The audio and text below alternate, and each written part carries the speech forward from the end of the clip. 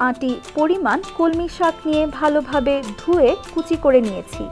এবারে দিচ্ছি পরিমাণ মতো লবণ। লবণ দিয়ে শাকটি খুব ভালোভাবে মেখে নিয়ে 15 মিনিট রেখে দেব।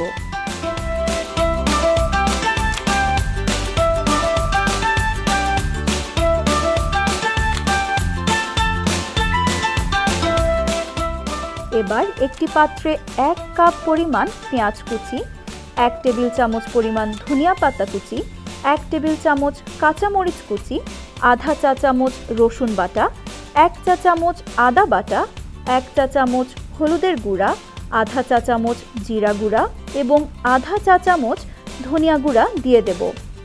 এর সঙ্গে মাখানো শাকগুলো পেঁপে মিশ্রিত পানি ফেলে দিয়ে যোগ করব।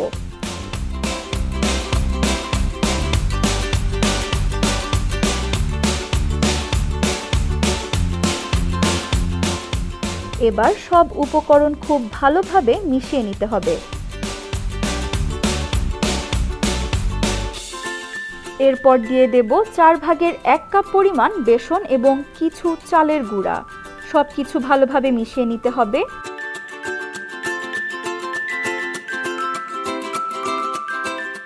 এবারে তেলটা ভালোভাবে গরম হয়ে এলে চুলার আঁচ মাঝারি থেকে একটু কম রেখে পাকোড়াগুলো লালচে করে ভেজে নিতে হবে।